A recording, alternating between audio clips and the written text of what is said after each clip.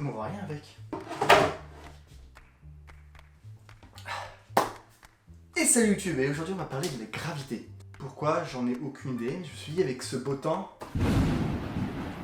je me suis dit pourquoi on ferait pas une petite vidéo sur la gravité, parce que bon, c'est quand même une des choses les plus fondamentales en physique, et c'est l'une des 4 forces de l'univers. On a tout d'abord les forces macroscopiques. En fait, il n'y en a qu'une, donc c'est la force macroscopique, qui est celle de la force gravitationnelle. Et enfin, 3 autres forces, qui est des forces microscopiques, même subatomiques, qui est la force faible, la force forte et la force électromagnétique. Je pense qu'on en parlera dans une autre vidéo pour que je vous explique à peu près tous ces principes-là qui sont fondamentaux en physique, parce que je pense que vous avez même, si vous avez un niveau lycée en physique, vous devez savoir à peu près quelles sont ces forces en fait dans l'univers. Bon, dans cette vidéo, on va parler de la gravité, vous avez compris, et surtout des points tournants en fait, de l'histoire de la gravité, de la découverte de la gravité, comment on l'a compris, et aujourd'hui en fait à quel stade on est, et est-ce que en fait on arrive à comprendre, ou est-ce qu'on est toujours à une compréhension assez vague de cette théorie, ou est-ce qu'on est un peu entre les deux, où on essaie de trouver les meilleures équations pour avoir le meilleur modèle pour comprendre cette force. Bon, tout d'abord, on va parler comment en fait l'homme a perçu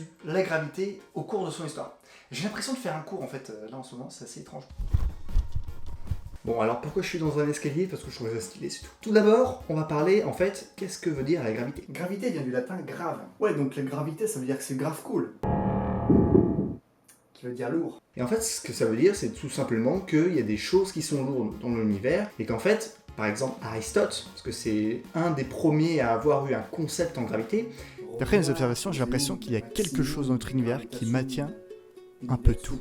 C'était Aristote. C'est à peu près l'idée qu'il avait. Bon, il n'avait pas l'idée d'une force, c'est plutôt au 9e siècle, les Arabes se disaient, et pourquoi pas en fait notre monde, notre univers, plutôt à l'époque le système solaire, on était toujours sur un move géocentrique, même si je pense que les Arabes étaient plutôt sur un move héliocentrique. Le soleil au milieu et la terre qui tourne et pas l'inverse, parce que bon, à cause de l'église et tout ça à l'époque, on était un peu en mode... Nous ne sommes pas héliocentriques, nous sommes géocentriques. Make Italia great again. Pizza? Ouais, c'était à l'époque quoi.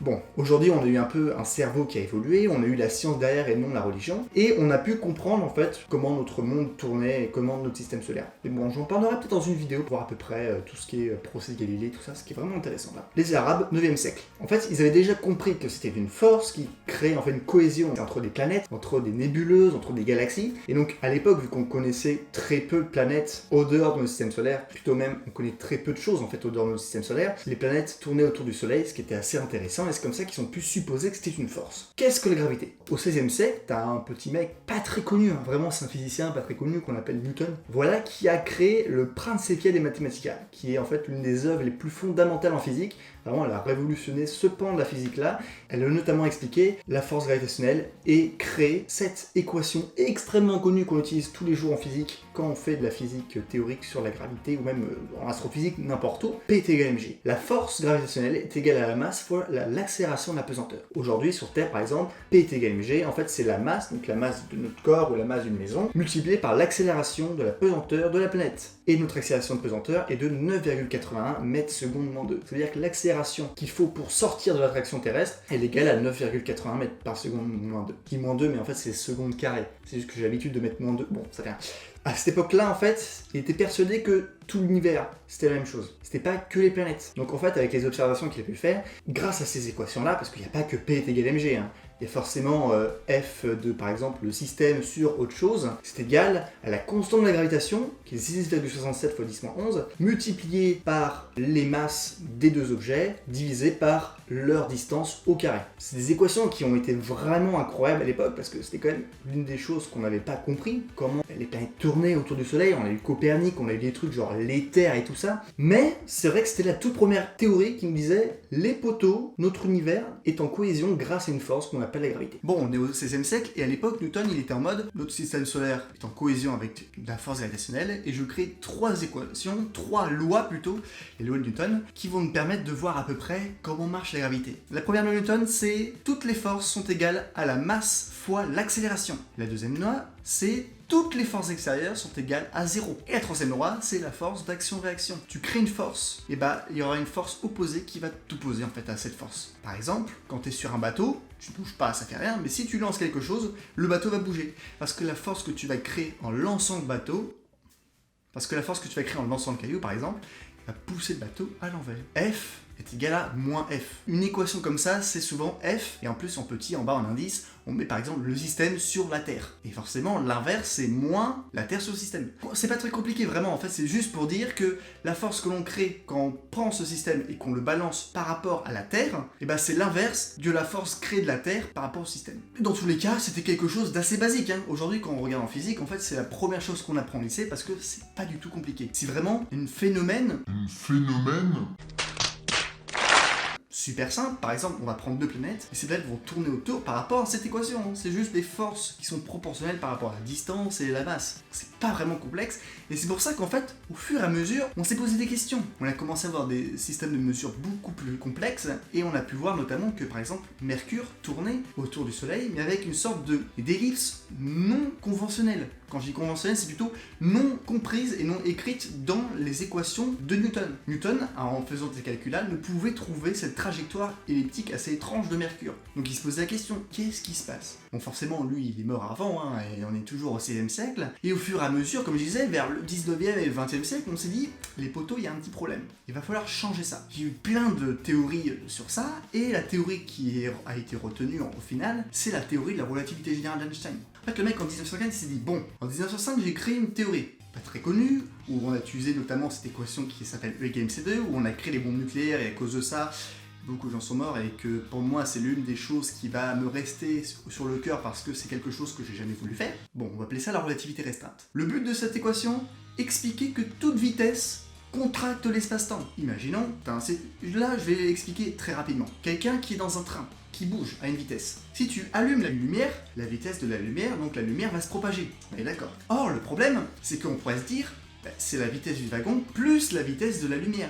Or, la vitesse de la lumière, c'est la vitesse maximale. On ne peut pas aller plus loin. Donc, on est obligé d'allonger ou de rétrécir la distance et donc le temps pour correspondre à cette vitesse. Donc, c'est la même chose, c'est pour ça que quand on est sur un talus par exemple, qu'on regarde le train bouger et la personne allumée, en fait, l'observateur qui est sur le quai va voir en décalé la lumière arriver au fond du train. Parce qu'en fait, c'est deux référentiels. C'est pour ça qu'on appelle la relativité. Chaque chose n'est pas fixe dans tout l'univers. En fait, chaque personne est un référentiel qui permet d'observer différents phénomènes. Ça existe en physique quantique, ça existe en physique théorique, ça existe en astrophysique, ça existe partout. Et cette théorie est l'une des théories les plus incroyables pour comprendre en fait ce principe-là. Le principe de relativité et donc de référentiel distinct entre, par exemple, un observateur dans un train qui bouge en allumant la lumière et la personne qui ne bouge pas, qui est sur le quai d'une gare et qui est en train de regarder la personne en train d'allumer et voir quand la lumière va atteindre le fond du train. Le mec il s'est dit, voici ma théorie. Et si je disais que la gravité déforme l'espace-temps? Parce qu'en fait en 1905, Einstein il s'est dit, l'univers ne peut pas être fait que d'un espace et d'un temps séparés. C'est une collision en fait, c'est la même chose. Ces deux forces-là, ces deux choses plutôt, parce que c'est des concepts, l'espace et le temps, sont en fait entremêlés. Et la gravité permet de motiver tout ça. Imaginons qu'on prend une planète. Et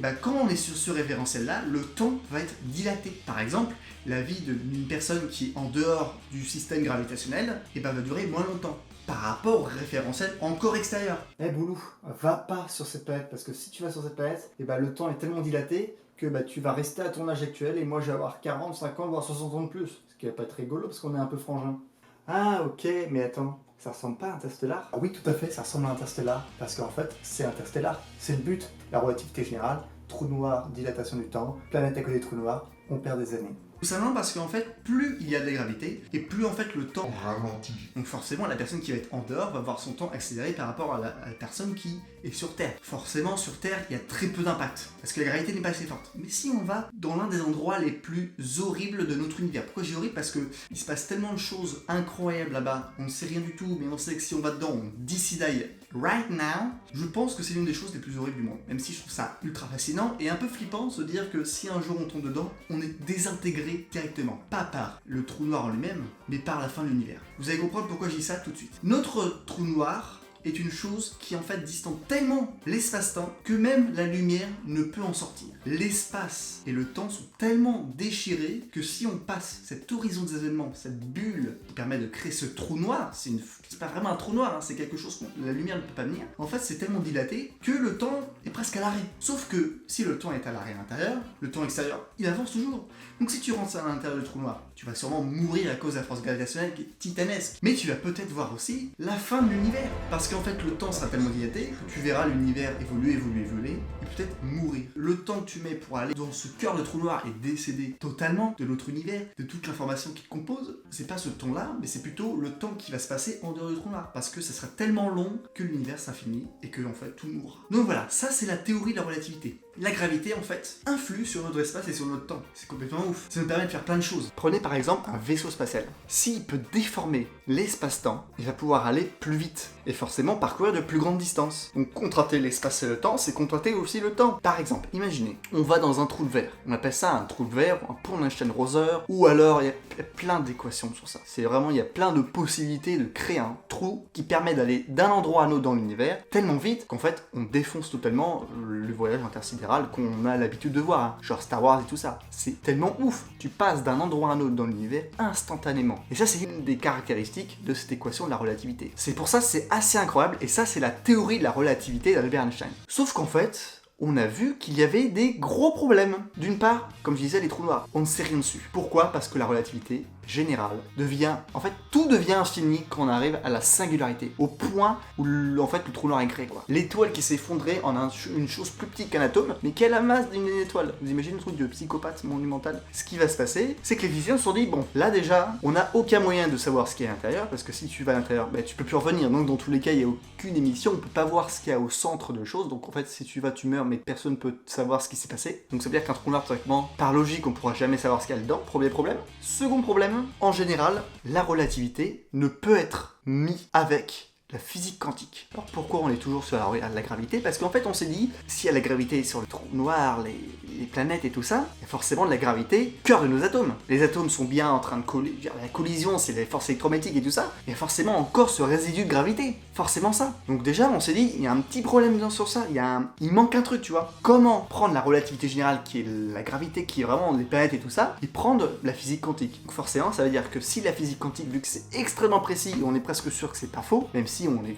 toujours en constante évolution, forcément. La précision, c'est du style un atome sur une règle qui fait la taille de la distance entre, par exemple, New York et Los Angeles. Sachant qu'il y a des milliards d'atomes dans cette règle, en fait. Donc bon, sur le coup, tu te poses des questions. Tu te dis, ok, c'est ultra précis. Donc forcément, à côté, on a la relativité qui nous déjà ont des points noirs comme les trous noirs. D'autres points noirs, par exemple, sur la matière noire, l'énergie noire, on comprend rien du tout dessus. Et ça explique rien du tout. Donc forcément, il va falloir changer ça. Et aujourd'hui, il y a plein de théories sur comment modifier la relativité générale et surtout la compréhension de la gravité. Comme j'ai dit au début, la gravité, on a pensé que c'était très stable, c'était même pas une force. Ensuite, on a pensé que c'était une force. Ensuite, on a cru que cette force était stable partout dans l'univers. Ensuite, on a compris qu'en fait, c'était pas stable, mais que ça modifiait en même temps notre univers et la façon dont on le comprend. Et aujourd'hui, on dit que cette théorie-là est presque bonne partout, sauf partout. Parce que partout, en fait, c'est notre physique quantique, notre monde qui est formé d'atomes, donc façon dont on observe microscopiquement nous-mêmes et notre univers. Et donc là, on se dit, c'est chaud, quoi. Et actuellement, les théories les plus connues, c'est par exemple la théorie des cordes. Ça, c'est très connu, je pense que vous avez déjà au moins entendu une fois parler de cette théorie-là. Donc, il dit qu'en fait, chaque chose dans l'univers serait faite de cordes et elle vibrerait d'une façon différente pour créer une sorte d'information, parce qu'en fait, on dit que toute chose dans l'univers est créée d'informations. Et donc, ça pourrait supposer, par exemple, que en fait, chaque chose dans l'univers vibrerait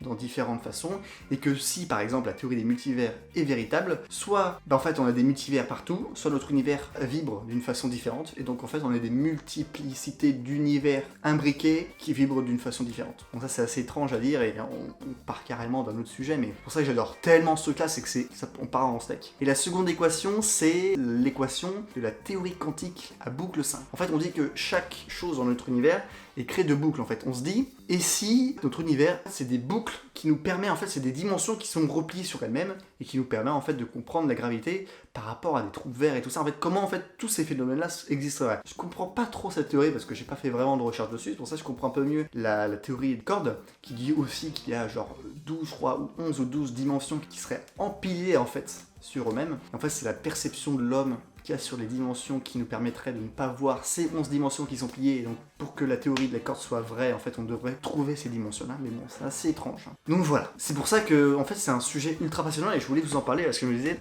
bon, la gravité, c'est vrai que c'est quelque chose qu'on ne comprend pas vraiment, hein. C'est une force, mais ça vient d'où, quoi, cette force-là? Forcément, on se dit, c'est assez étrange, quoi. Mais c'est une force, c'est comme un élastique qui nous tire vers quelque chose, par exemple au centre de la Terre ou une planète à une autre, et c'est d'autres forces qui compensent ainsi pour pas qu'elle se crache, la force centrifuge par exemple. Donc c'est pour ça que je trouve ça ultra ouf, vous en parlez. Donc voilà, on voit à peu près l'évolution de la façon dont l'homme a vu la gravité, hein. C'est assez incroyable. On est passé d'un truc tout basique et aujourd'hui on pense que en fait bah, l'univers est fait de cordes, ce qui est assez étrange, on est d'accord? Donc bon, voilà. Qu'est-ce que la gravité? J'avais trop hâte de vous expliquer à peu près comment je perçois la gravité, comment l'univers est perçu par l'homme, et surtout que c'est complètement ouf, les théories qu'on a actuellement. Donc voilà, j'espère que vous avez aimé cette vidéo, je vous dis à plus à la prochaine, et merci d'avoir regardé.